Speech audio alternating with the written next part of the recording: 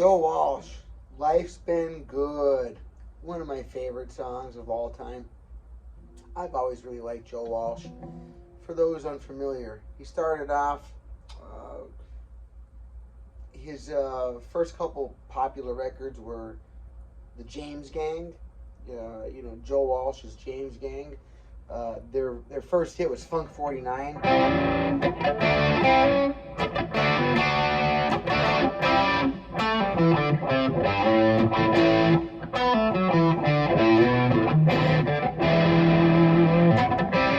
anyway, he's got a bunch of great songs. Life in the Fast Lane riff, bunch of great riffs. I like a lot of his stuff. Rocky Mountain Way. But this here, Life's Been Good, has always been one of my favorites. I just like the way he sings about his life. You know, he was a younger guy and he became a guitar and singing rock star, and was the guitar player for the Eagles and the singer for the band the Eagles. After the James Gang, you know, he had the Joe Walsh, I guess, band or something called Barnstorm. I think that was the name of the band, Joe Walsh's Barnstorm. Anyway, Life's Been Good. It's in A.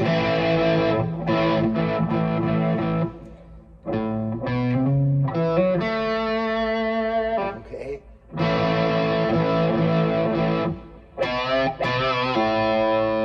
Second fret A string, and I'm bending that up. That's what I'm bending it to. The sound of that whole step. If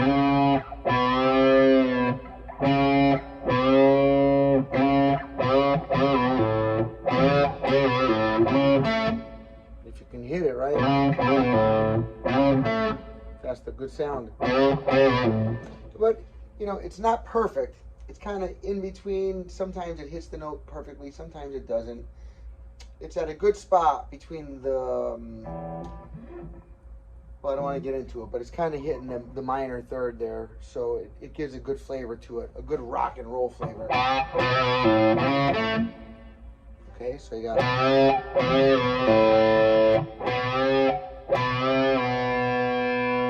open,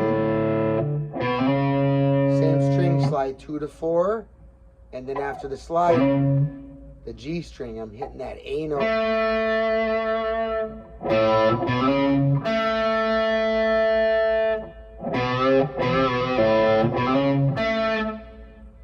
Okay.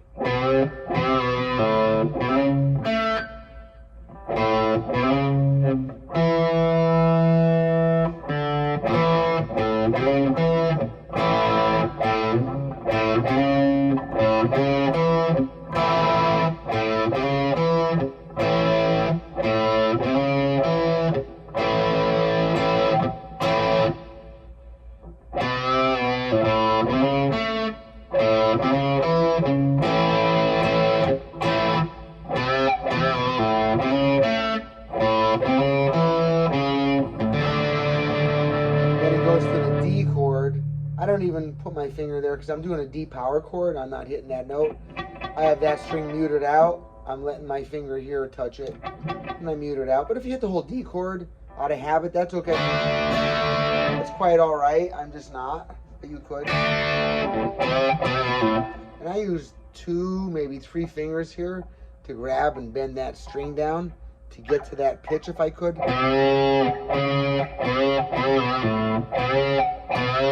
So I'm picking it and bending, and then I'm starting over again and doing it, but now I'm letting it sound out. See,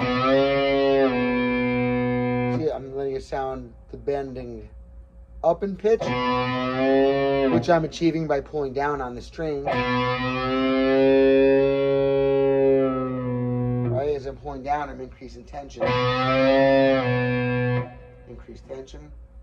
Vibration increases, pitch increases, okay? Oops.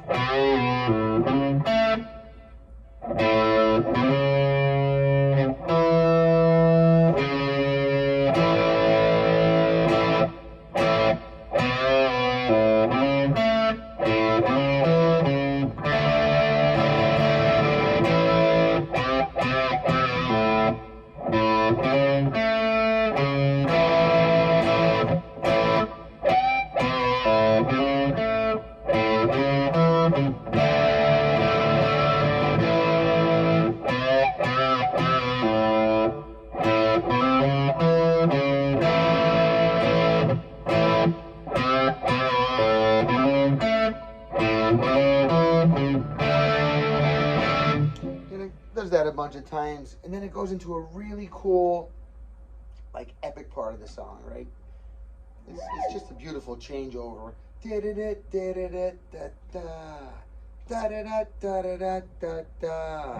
Okay, and you got your chords here, your F chord,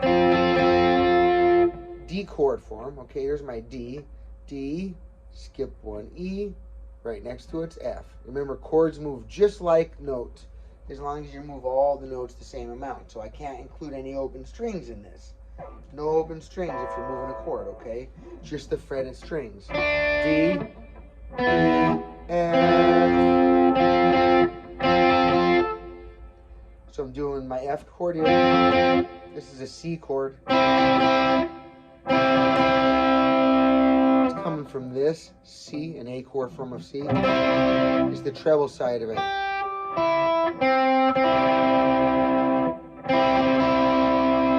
So you got F, C, F again.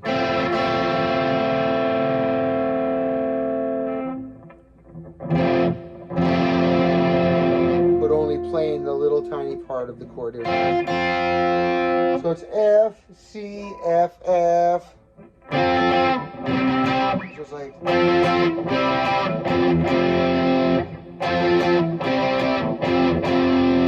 So if you only knew power chords in this lesson, you know, if you don't want to try to learn the other part, the other chords like this, you could do the power chords and it wouldn't sound bad. F, right? And then C, and then low F.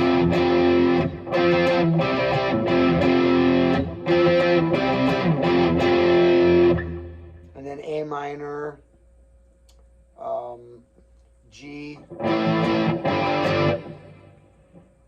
to E minor. Oh wait, so I want to say A minor, so.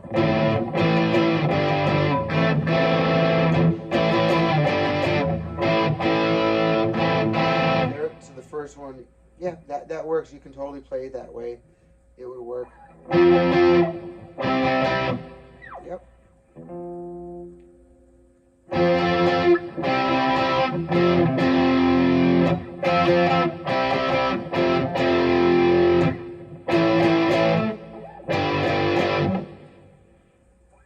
And then you can do.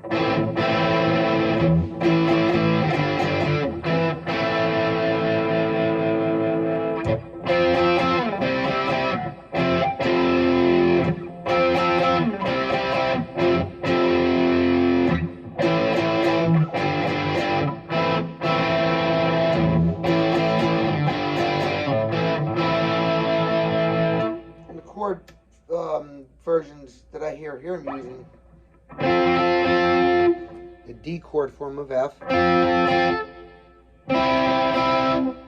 the treble side of the A chord form of C, and your A minor, your F here. And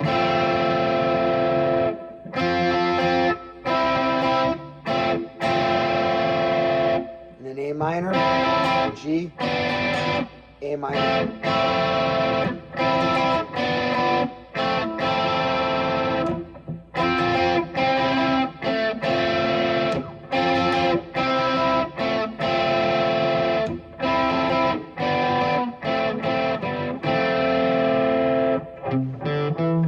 Then he goes into like this reggae stuff. I love Joe Walsh. He's just so interesting. He's such a great songwriter. He really was, he's still around. He's a great song crafter. He pioneered a lot of stuff. There's no doubt. A lot of people had borrowed ideas from his playing.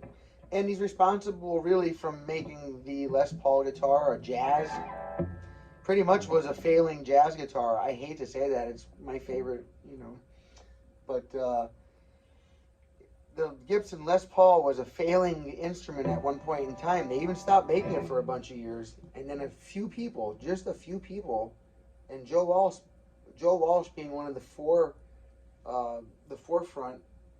you know, the frontiersmen of the Les Paul movement, to use it in rock and roll, to use it in rock. It wasn't intended. It was intended to be a jazz guitar.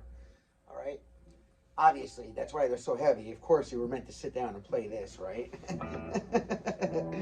Just kidding. But Joe Walsh realized it makes a fantastic live, especially live, a fantastic live rock guitar. He's the one responsible for having giving one to Jimmy Page. I guess he was trying to sell it to him, but as rumor has it, Jimmy Page still never paid him for it. That's the last I heard. Check it out. Could be a cool rumor. It could be a cool story or an uncool cool story, right? All right. I'm going to do the solo for it, but I want to make a separate video. There's a lot of people just starting out and they don't want to have to sift through 20-minute videos for the solo, and vice versa. People that can catch this just by watching my little intro.